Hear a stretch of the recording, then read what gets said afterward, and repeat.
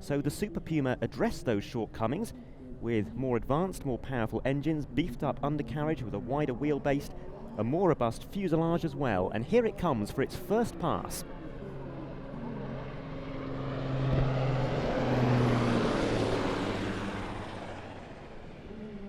It flew for the first time in 1978 and went on to be produced in numerous versions, including this variant, the AS332M1, which is a stretched transport version that first flew in the 1980s. In the transport role, it can carry up to 18 passengers or 4 tons of payload.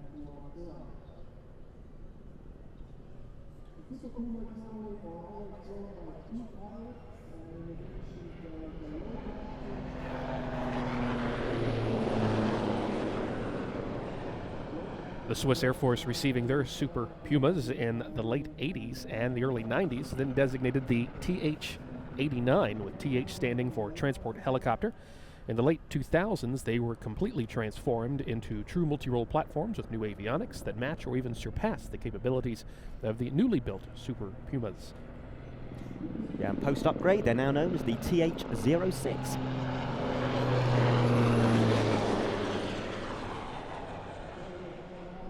Those improvements include a modern flight management system, GPS, INS, encrypted radios, a searchlight, thermal imaging cameras and more.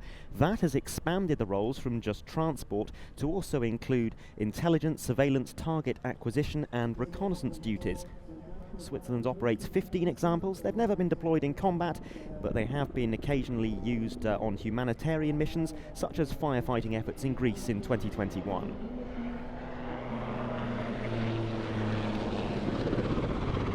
So now into a very tight 360-degree turn.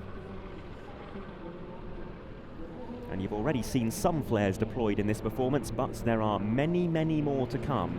Almost 180 of them.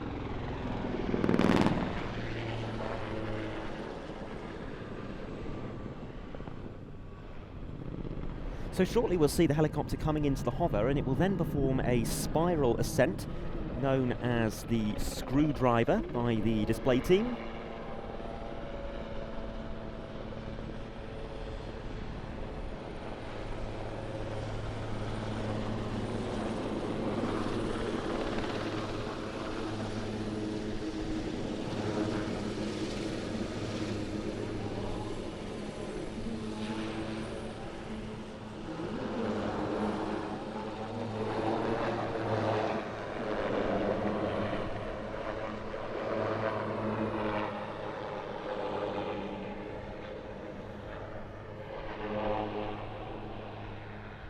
And now flares followed by a nose over.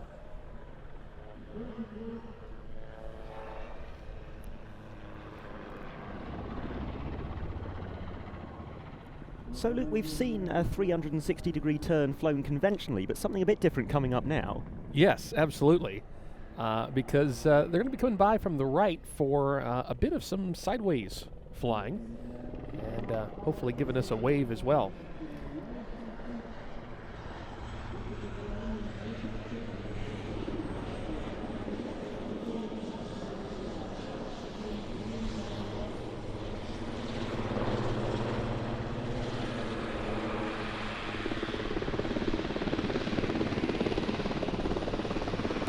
So yes, Adam, you were talking about that 360-degree turns that we've seen with some of the routine, and we talk a bit about sideways flight. Well, then there's also backwards flight, and this, the reverse 360. Yes. And I am trying to wrap my mind around the inputs required in order to fly a helicopter in this fashion. And of course the fact that crew can't see where they're going.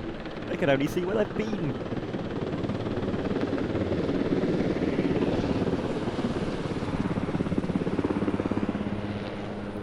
And continuing to reverse away from us on the right 45-degree line, they will climb as they do so, and then we will see another of the very dramatic nose-overs, and of course, it'll be accompanied by flares, because why not? Why not?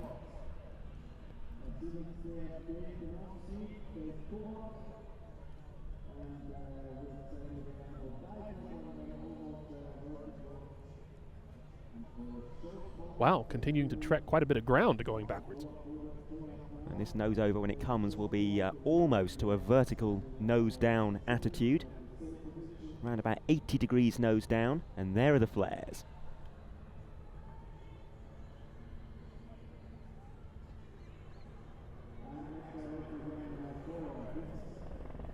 And this will be an oblique loop, so a loop canted at about 45 degrees.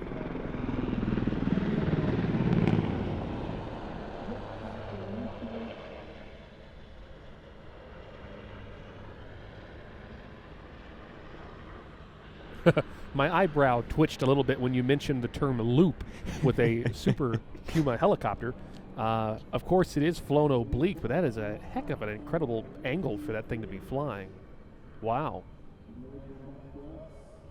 And there we see a slow pedal turn being performed, and the aircraft will then climb at a nose-high attitude.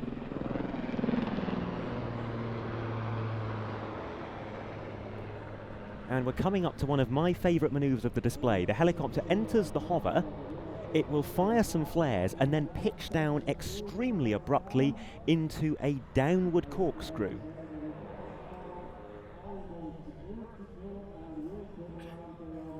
So get ready for the flares.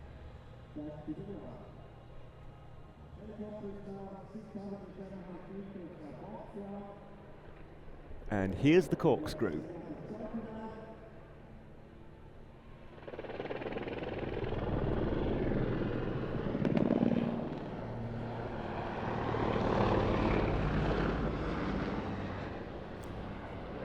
But so far, we've just seen little flares. Little flares, because I see on our display sequence here that we have in our notes, you have in all capital letters, big flares. Yes. Big flares coming up. I like big flares. I like big flares, and this is really our first experience during this show of big flares. The helicopter diving down, it's going to pitch up into an on-crowd bunt, and here come the big flares.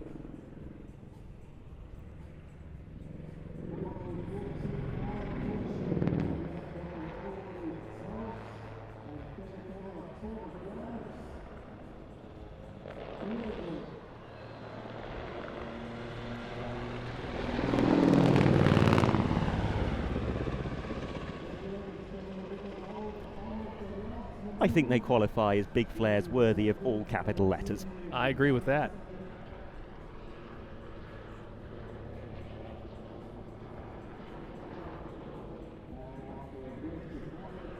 So final pass now from the PC-7 team, and we'll keep a close eye on the cockpit here because the crewmen on either side of the cockpit will have their hands out of the window and they will be doing some synchronized waving. Fully symmetrical as they fly sideways down the display line, and the searchlight on the front also sometimes displayed during this pass, so we'll keep an eye out for that as well. And goodness, it looks at the moment like we are going to have an eye-level view of it.